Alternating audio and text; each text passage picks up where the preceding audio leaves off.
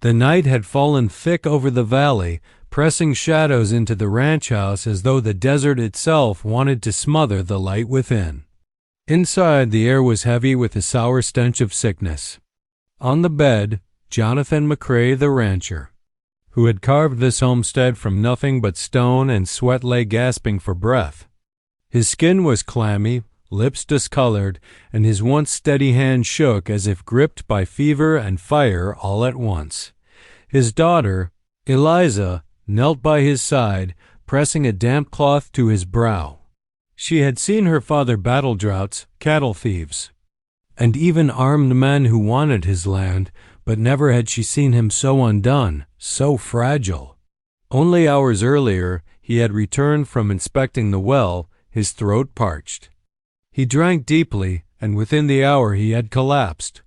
The ranch hands whispered nervously in the hall, their voices carrying through the walls. "It's poison," one muttered. "El Apache's doing." "Mark my words," another spat. "They warned us not to take the water from that canyon spring. Said it was sacred. Now look what's come of it." Eliza's chest tightened at the words.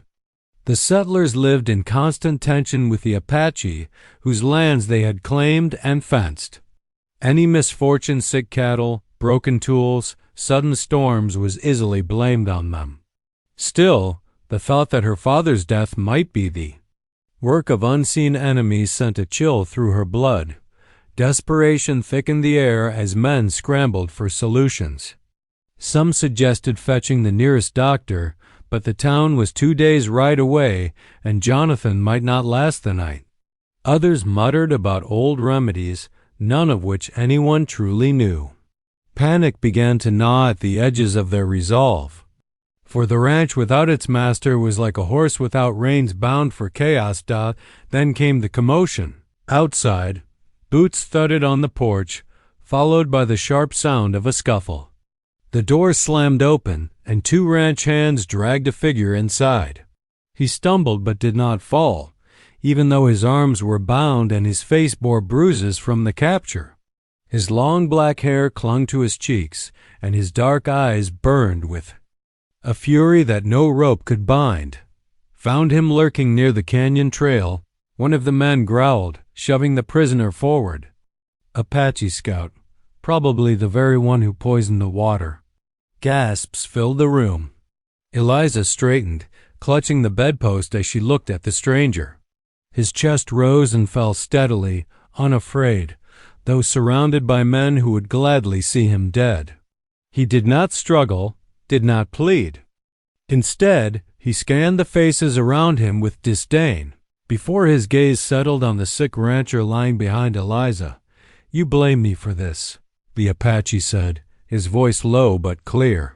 His English was rough, accented, but strong enough to cut through the murmurs. "But you are wrong. You poisoned yourselves.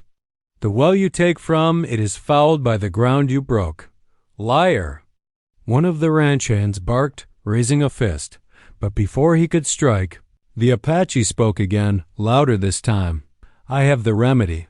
I can heal him, but—" He straightened his spine, even bound, his eyes flashing like obsidian catching. "Firelight. I want something in return." The room went silent, the fire in the hearth crackling like the only heartbeat left. Eliza's throat tightened. The audacity of his words, the certainty in his tone, made her pulse race with both anger and fear. Here was an enemy dragged into their home in chains, daring to bargain as though he were the one with power. And yet her father's breaths were growing shallower, his body trembling with each exhale. "What game are you playing?" demanded one of the men. The Apache did not flinch. "No game. I tell you the truth. You want him to live? Then listen. I will give you the remedy for the poison, but I do not give it freely. I will demand a price." The ranch hands erupted into curses and accusations, some calling to hang him, others saying to at least wring the cure from him before spilling his blood. But over their noise, Eliza's heart pounded like a drum. For all their threats and anger, not one of them had a cure.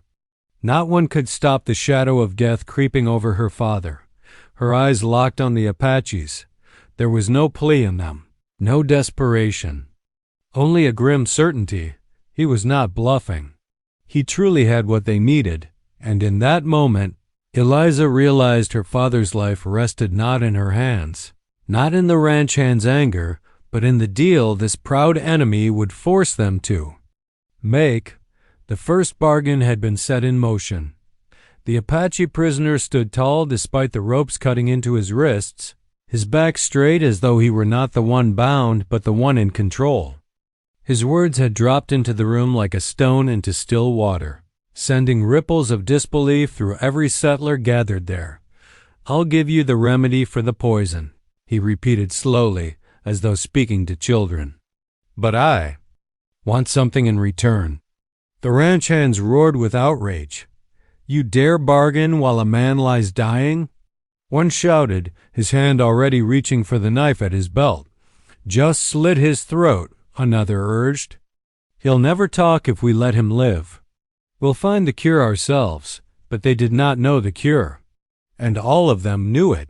Eliza, still kneeling by her father's bed, felt her breath catch. Her father's skin was damp and gray.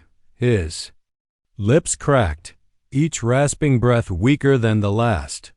Her hands trembled as she gripped a quilt, torn between fury and dread. If this man truly had the cure and they silenced him, her father would die. The Apache's gaze swept the room, unflinching in the face of their hatred. He was unarmed, outnumbered, bruised from capture, yet his eyes burned with the steady flame of someone who had already accepted death. There was no begging in him, no fear, only resolve. "Speak your demand, savage," growled one of the older hands. "And it better not be cattle or gold. You'll get neither." The Apache tilted his head slightly, the corner of his mouth twitching not. Quite a smile, but a glimmer of defiance. His eyes shifted until they rested squarely on Eliza. Her stomach dropped. When he spoke again, his voice was sharp and deliberate, each word cut cleanly from stone. "I want her." The room erupted into chaos. "No!" The ranch hand surged forward, fury boiling over. One lunged at him, fist raised, but the Apache did not flinch. He stood like a man daring them to strike him down. Only the pull of other hands kept the enraged rancher from landing his blow. "You filthy dog," another spat. "You'll die before you touch her." Eliza herself froze, every muscle in her body stiff, as though she had been turned to stone. For a moment she couldn't breathe, couldn't think. Her? He wanted her? The Apache did not falter. His dark eyes locked onto hers, and for the first time she thought she saw something more than pride there, something sharp, unyielding, but not cruel. He did not say it as a man lusting after a prize, but as one stating a vow that could not be broken. "You will come with me," he said, his voice steady. "One season, you will live among my people, learn our ways." "That is my price." Her pulse thundered in her ears. Heat rushed to her cheeks, her mind spinning between outrage and disbelief. How could he demand such a thing? To leave her home, her family, her life, everything she knew, for the company of strangers who had always been painted as enemies? It was unthinkable. And yet, as she turned her gaze back to her father, lying limp and feverish, a different kind of terror seized her. His breaths were shallower now, his chest rising with painful effort. His eyes fluttered as though he were already half in another world. If the cure wasn't given soon, she knew what the outcome would be. Her voice broke as she spoke, barely, louder than a whisper. "You swear he will live if I go?" The Apache's eyes met hers, unwavering. "I swear." The men around her erupted again, shouting objections, threats, curses. One demanded they force the cure from him. Another swore he'd rather watch the rancher die than hand over the girl. But Eliza knew better. The prisoner would not speak under duress. He carried himself with the dignity of someone who would rather. embrace death and betray his own terms. Her hands balled into fists against the quilt. She thought of her father teaching her to ride, of his laughter around the hearth, of his voice telling her she was his greatest pride. He was the pillar of this ranch, the reason they had survived in this harsh land.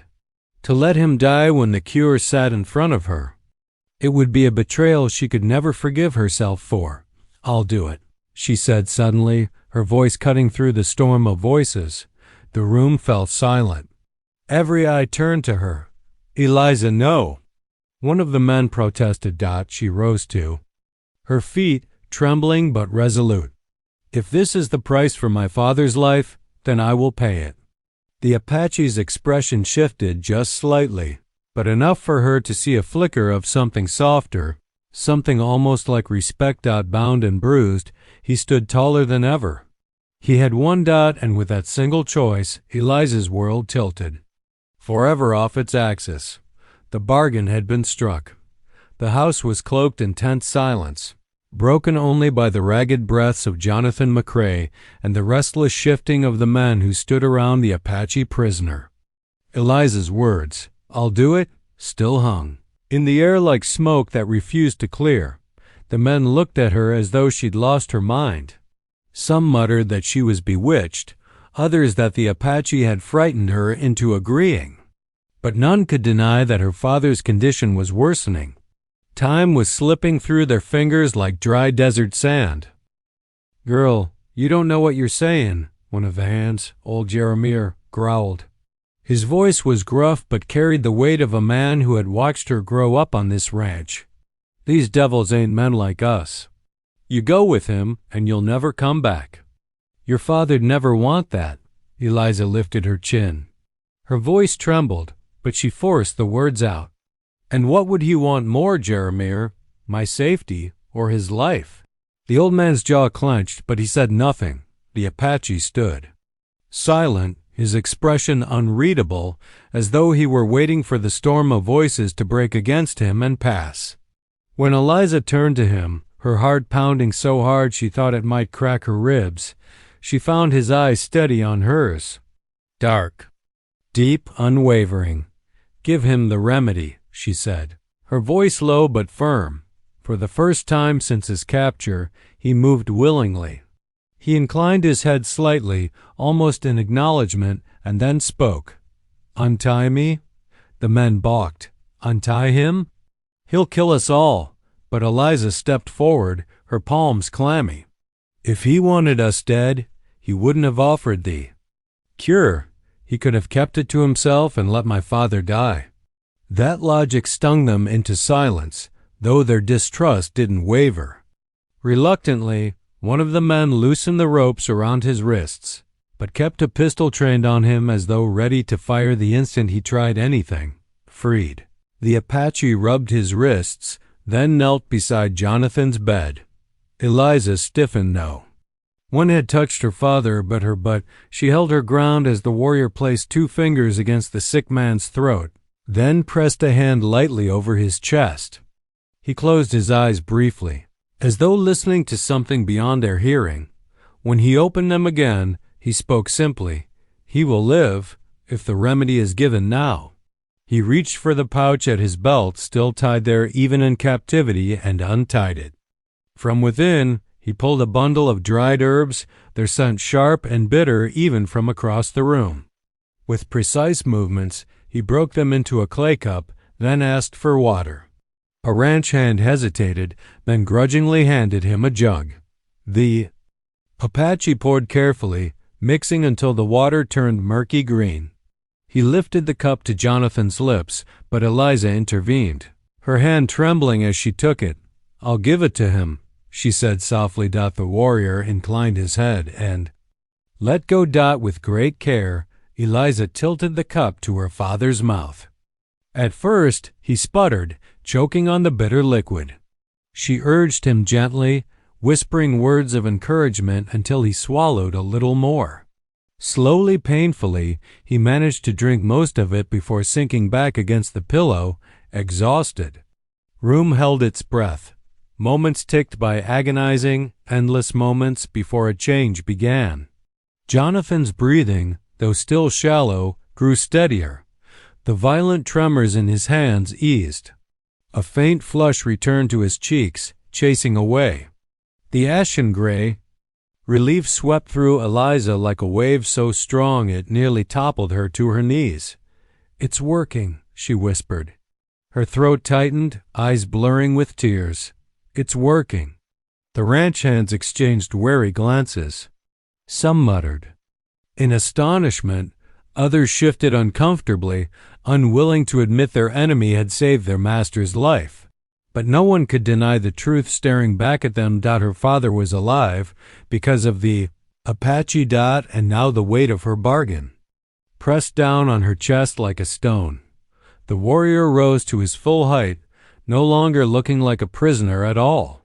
He fixed his gaze on Eliza, his expression stern but not unkind. "Your word," he said. "You come with me tomorrow." Eliza's heart sank. In her relief at seeing her father recover, she had almost forgotten the cost. The enormity of it crashed down on her now. Tomorrow she would leave everything, her home, her father, the only life she had ever known, and step into a world where she was nothing but a captive guest of a people who despised hers, but she could not take back her word. She had spoken it before God and man, and even if she had wanted to, one look at her father's sleeping form told her the truth. She would do it again, if it meant keeping him alive. So she lifted her chin, forced herself to meet the Apache's gaze, and said, "I gave my word. I will keep it." A flicker of something unreadable crossed his face. Respect? Triumph? Perhaps both. Whatever it was, Eliza knew one thing with terrible certainty. Her life no longer belonged to her alone. The bargain had bound her to the Apache, and tomorrow the desert would claim her. The morning came with the sky painted in pale streaks of gold and rose. But for Eliza, there was no beauty in it. The dawn felt heavy, like a sentence passed. She stood outside the ranch house, the chill of the desert air wrapping around her as she clutched a small bundle of belongings: clothes, a Bible, and a locket her mother had once given her. It was all she dared carry into the unknown. Her father still lay weak but alive inside, the faint color in his cheeks proof that the Apache's remedy had worked. He had woken only briefly in the night, just long enough to squeeze her hand. He tried to speak, but his voice had been no more than a rasp. The look in his eyes had said everything, though pride, gratitude, and fear all bound together. She had kissed his forehead and whispered a promise that she would return. Whether she believed it herself, she could not say. The Apache warrior waited by the edge of the corral, untied now, his horse already saddled. His presence made the ranch hands bristle with unease. They hovered nearby, guns close at hand, though they knew better than to challenge him. After all, the life of their master still hung on the balance of his knowledge. They would not risk angering him further. Eliza mounted her mare with stiff movements, her hands trembling despite her effort to appear composed. The Apache gave her one long, steady glance but said nothing as he turned his horse toward the open desert. Without a word, she followed. The ranch faded behind them, swallowed by the vastness of the land. At first, Eliza's throat tightened with every step that carried her farther away. She listened for the sound of hooves that might come after her, some last-minute rescue. But the only sound was the steady rhythm of her horse and his, and the endless wind whispering through the scrub. The desert stretched before them, an unforgiving expanse of sand, rock, and thorny brush. To Eliza, it had always been a hostile wilderness, a place to be endured on the way to something else. To the Apache, it seemed a living thing, one he moved through with quiet certainty. He rode with ease, his posture proud, every movement purposeful. Hours passed in silence, broken only once when Eliza's mare stumbled on loose stones. The Apache slowed, turning back briefly. His eyes lingered on her, not with mockery, as she expected, but with something almost like assessment, as if he were measuring her spirit. Then he said, his voice flat, "Keep your weight back on the hills. She won't stumble again." She bit back the retort rising in her throat, stung by the quiet command. Yet she adjusted as he said, and sure enough, the mare steadied. She hated the flicker of gratitude that stirred in her dot by midday. The sun burned overhead, unforgiving.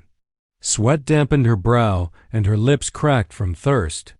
She reached for her water flask, but it was nearly empty. Panic pricked her chest. Had she not brought enough? The Apache noticed. Without a word, he guided his horse toward a cluster of rocks. Dismounting, he crouched and brushed away dust to reveal a small hollow where water glistened faintly. He filled a leather skin and handed it to her. Eliza hesitated, suspicion clawing at her. Was this another trap? Another bitter test? But her thirst overpowered her doubt. She drank deeply, the water cool and clean, tasting of stone and earth. How? Did you know it was here? She asked before she could stop herself.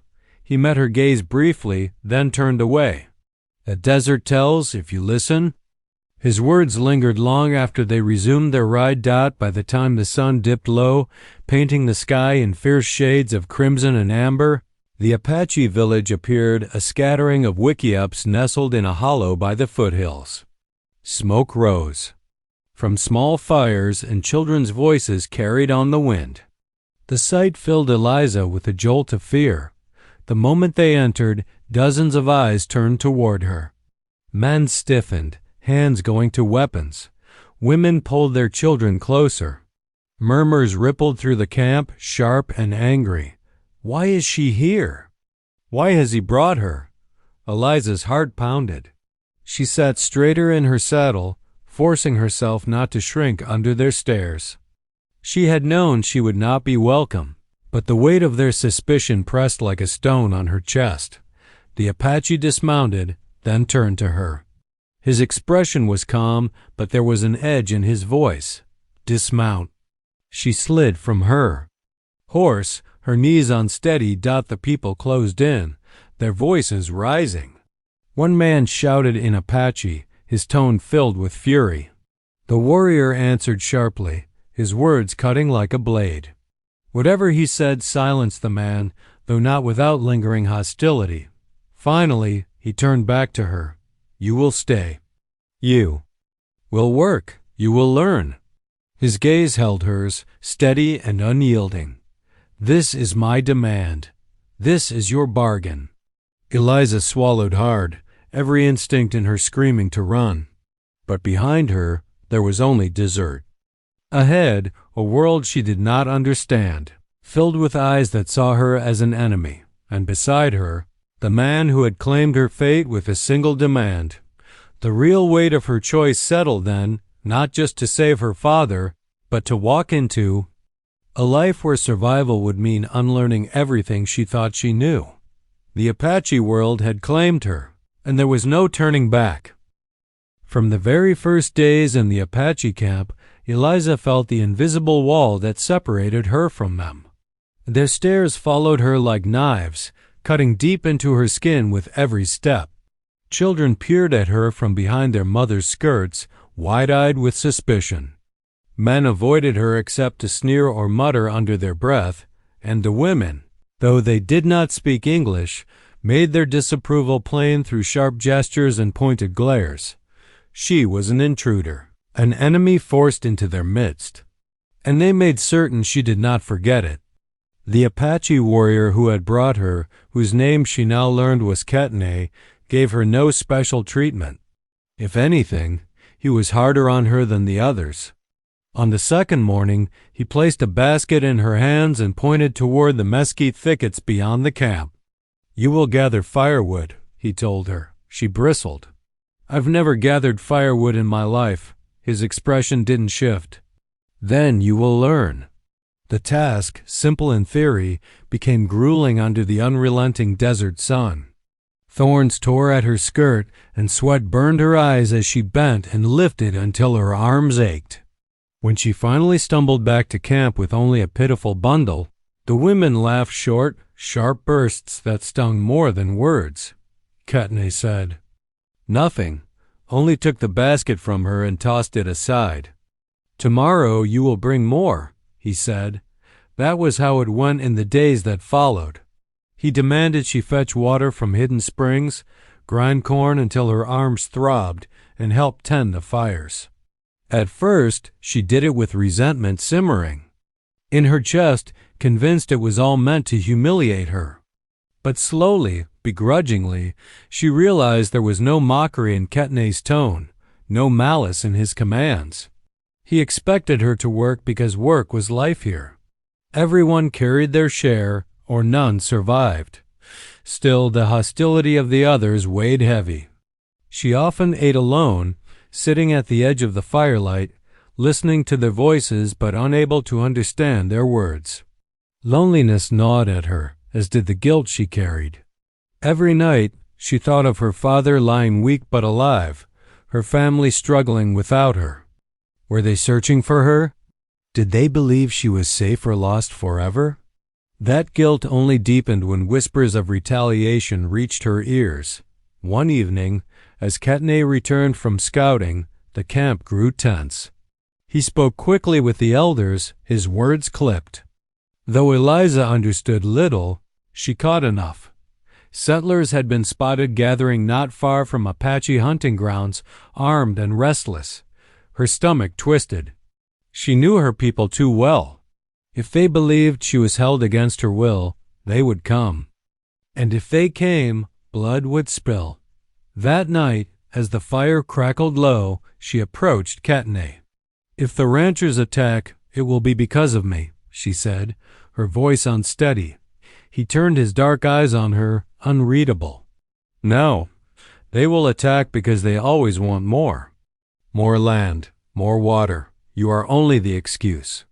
His words struck her harder than she expected. A part of her wanted to deny it, to insist her people sought only safety, not conquest. But another part, quieter but stubborn, knew he spoke truth. Her father himself had warned her of settlers pushing too far, too fast.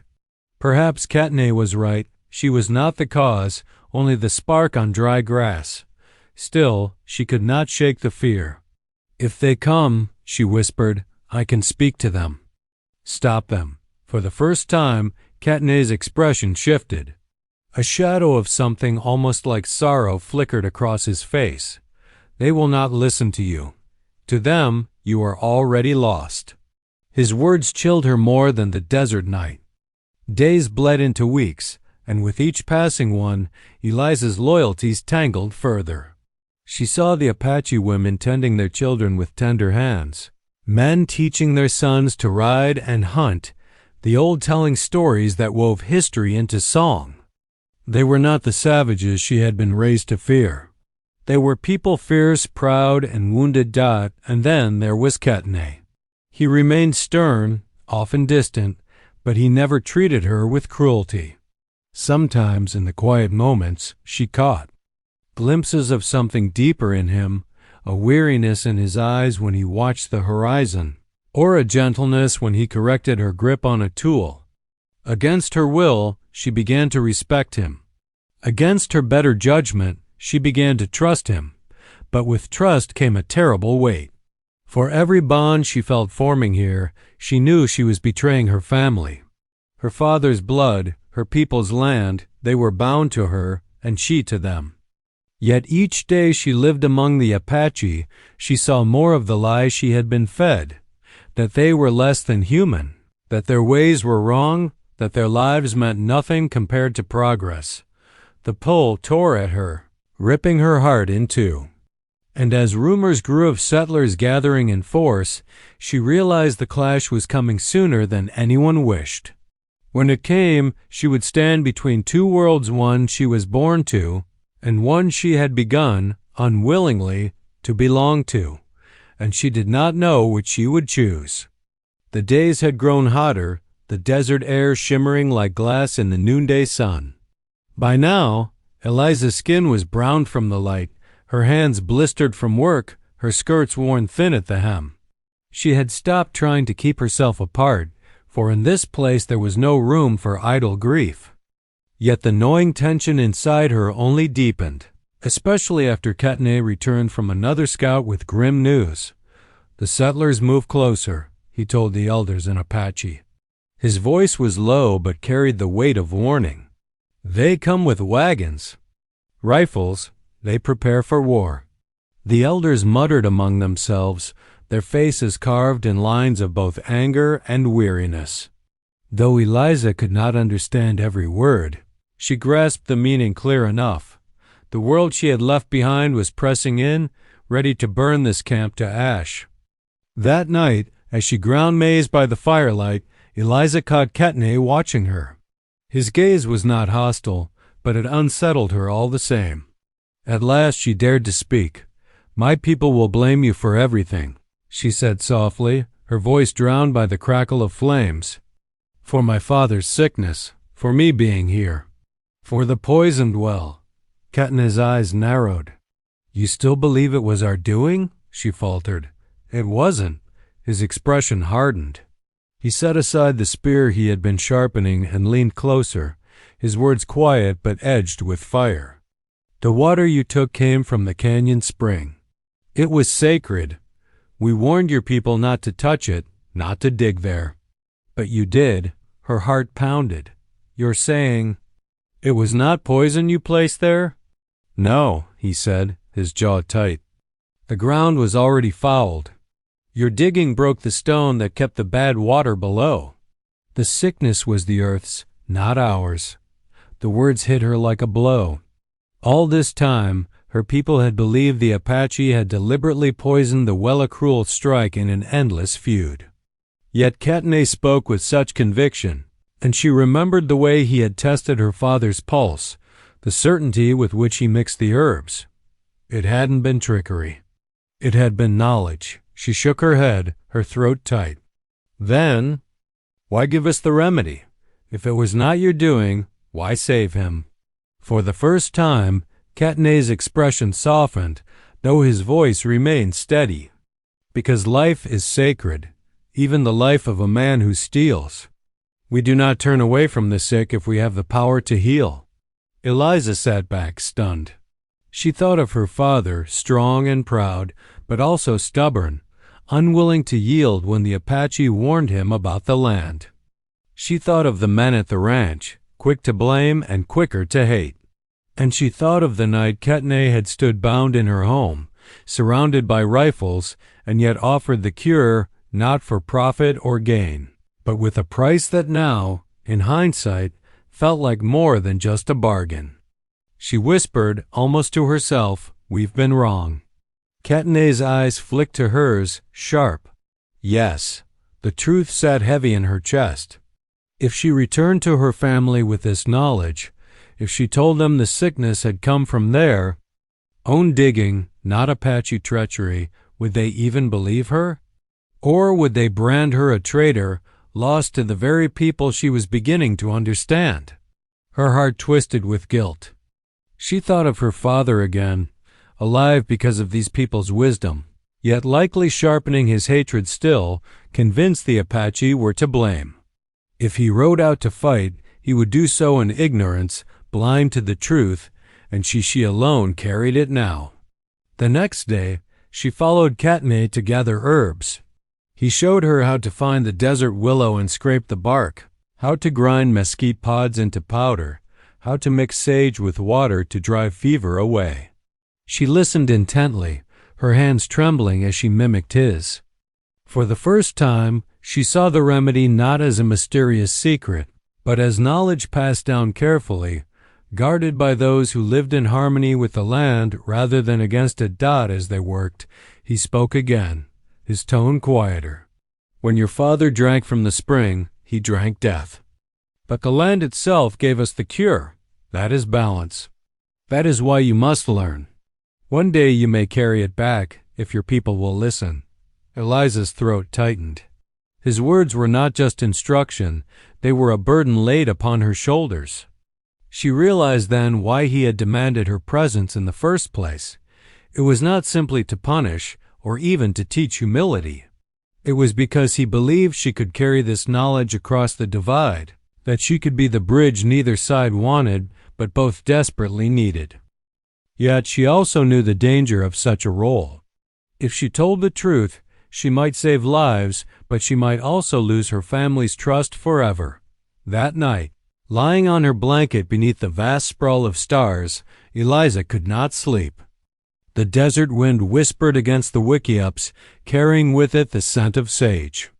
She stared at the constellations her mother had once pointed out to her as a child, and for the first time in her life, they felt strange, as if they belonged. Not to her, but to two worlds at once, and she realized, with a weight that pressed down on her chest, that the secret of the remedy was no longer Ketney's alone. It was hers now, too. And with it came the power to change everything or to destroy both sides forever. The first warning came at dawn. A rider appeared on the ridgeline, silhouetted by the rising sun, his horse lathered with sweat. Eliza was carrying water when she saw him, and her stomach sank at the urgency in his gallop. By the time he reached camp, Ketney and the other warriors were already gathered, their eyes dark and wary. "They come," the rider panted, speaking in Apache. His chest heaved, his hand clutching the reins tightly. Wagons, guns, they marched toward the canyon. A stillness fell across the camp. Women clutched their children closer. The elders exchanged grim looks. Eliza didn't need to understand every word. She saw the truth in their faces. Her people were coming. Ketney's jaw tightened as he turned toward the warriors. His voice was sharp, steady, commanding, though Eliza could hear the strain in it. Orders were given. Scouts to the ridges, young men to prepare the horses, women to gather what could be carried. The camp would not wait for death to find it. They would be ready. Eliza stood frozen, the water jar slipping from her hands and shattering against the stones. She thought of her father, proud and sickened, but alive, riding at the head of those wagons perhaps, believing himself to be marching toward vengeance. He didn't know the truth. None of them did. Her chest constricted. She stumbled toward Ketney. "You can't fight them," she blurted. "There are too many." He looked down at her, his eyes like flint. "And what would you have us do? Lay down? Watch our children burn?" No, that's not what I mean," she stammered, her throat dry. "But there must be another way. If they see me, if I speak," his face darkened, unreadable, "your people will not hear you.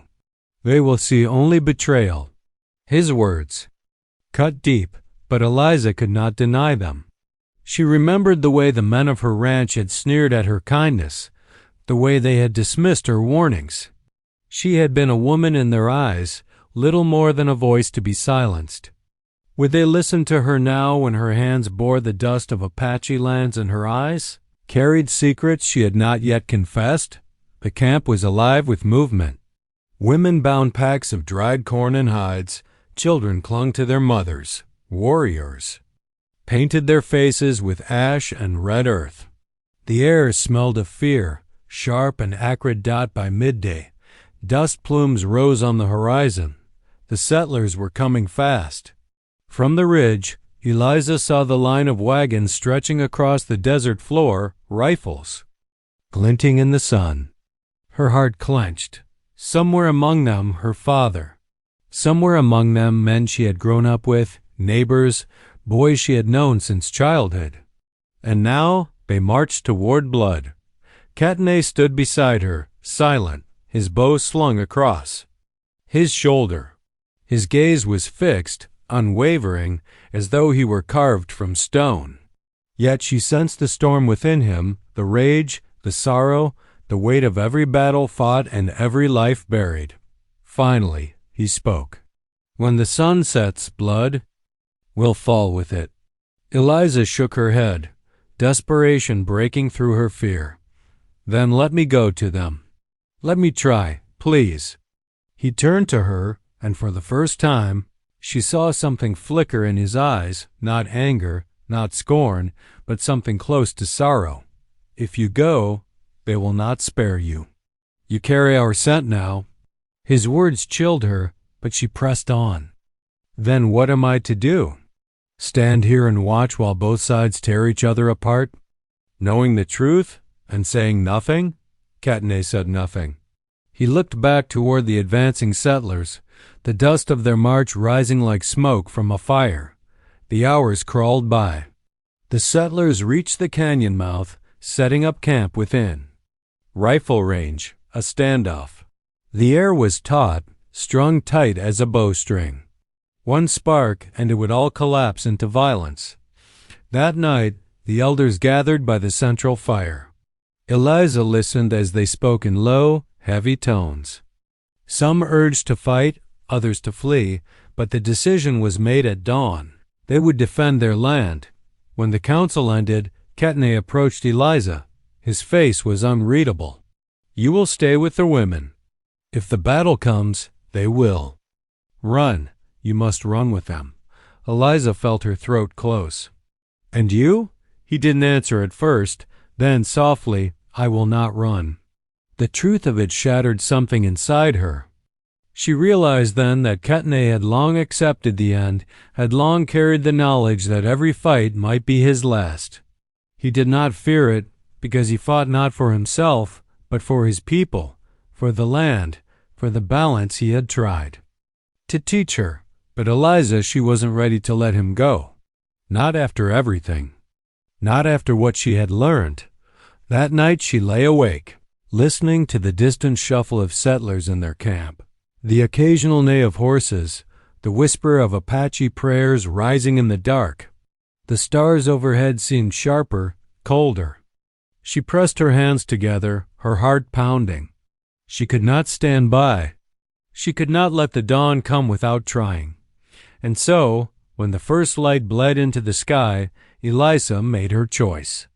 With nothing but her resolve and the dangerous truth burning in her chest, she slipped from the camp, heading toward the settlers, toward her father, toward the breaking point that would decide everything.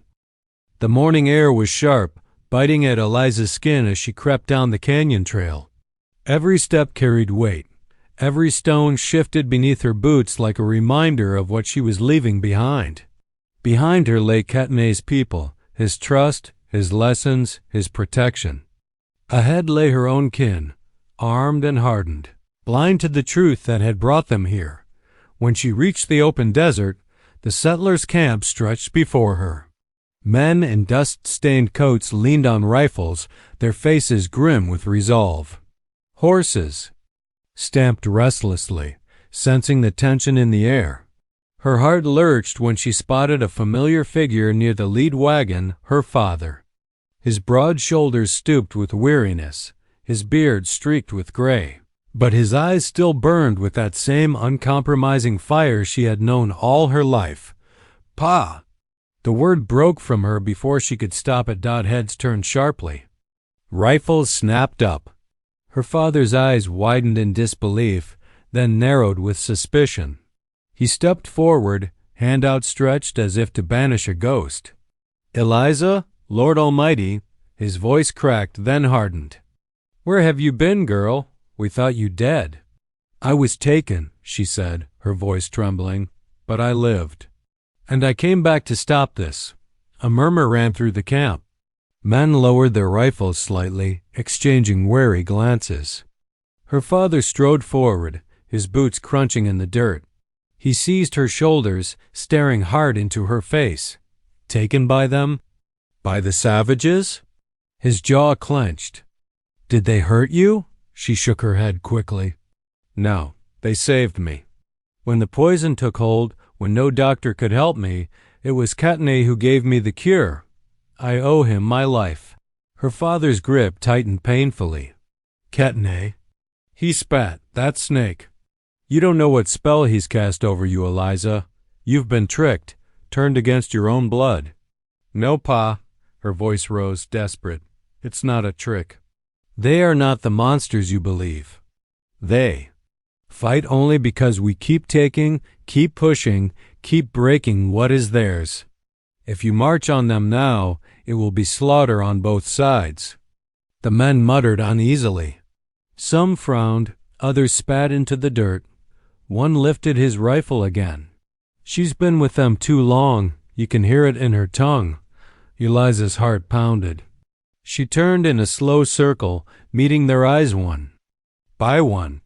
"I have seen both sides. I know the lies we tell ourselves. You think this land is ours for the taking, but it bleeds under our boots. You think they are savages, but I have seen their children laugh, their mothers weep, their men die with honor. They are human, just like us." The words hung in the air like smoke, thick and stifling. Her father's face darkened, his voice low and dangerous. "You sound like one of them. You shame your kin, Eliza." He shoved her back, turning toward the men. "We move at dawn. No more talk." Panic clawed at her chest. She dropped to her knees, clutching at his sleeve. "Please, if not for them, then for me. If you march, Ketne will fight. And he will not fall alone. You will kill me with him." Her father froze. The camp went still. Eliza's words had struck deeper than she intended. She saw it in his eyes, the conflict, the love buried beneath his pride, the fear of losing his daughter again. For a heartbeat, the wall around him cracked, but then from the ridge a cry rang out. The Apache had revealed themselves, warriors painted in shadow and fire, bows drawn, rifles gleaming. Across the canyon, Ketne stood tall, his gaze fixed on her dot. It was the breaking point. One spark and war would devour them all. Eliza rose to her feet, stepping forward until she stood between the settlers and the Apache. She raised her arms high, her voice raw with urgency. "Stop. Please, don't you see? If you kill each other here, nothing will be left but dust and graves." Her father shouted behind her. Ketne barked something in Apache. The air was taut, seconds from snapping, and then Eliza made her choice. She pulled a knife from her belt, not to fight, but to slice deep across her own palm. Blood welled, red and hot, dripping into the dirt. She lifted her hand high for both sides to see. "My blood is yours," she cried, her voice carrying across the canyon. "I am both daughter of settlers and ward of the Apache. If you spill one drop more, you spill mine with it. Kill each other, and you kill me." The silence was absolute. Men shifted uneasily, rifles wavering. On the ridge, Titane's expression faltered, his mask of stone cracking to reveal a flicker of anguish. Her father stood rigid, his fists clenched, his face a battlefield of fury and grief. Time stretched unbearably. Then, slowly, one of the settlers lowered his rifle. Another followed. The tension bled like air from a wound. Her father's voice broke the silence, hoarse and bitter. "You would stand against your own blood?" "I stand for life," Eliza whispered. "For truth." For a long, terrible moment, it seemed he might strike her down himself. But instead, he turned sharply away, his shoulders heavy, his voice a growl. "Fall back." Reluctant, muttering, the settlers obeyed. The Apache, too, lowered their weapons, though their eyes never left the wagons. Slowly, painfully, the battle dissolved into retreat.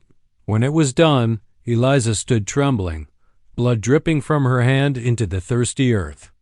Ketne descended from the ridge, his steps heavy, his gaze fixed on her. "You have bound yourself to us," he said quietly, solemnly. "There is no turning back now." Eliza met his eyes, her heart steady despite the tears burning her face. "Then let it be so. For if peace must be bought with blood, let mine be the first." Above them, the sun broke through the clouds, casting its light across the canyon. The choice had been made, and the future, uncertain, fragile, but alive, was theirs to shape.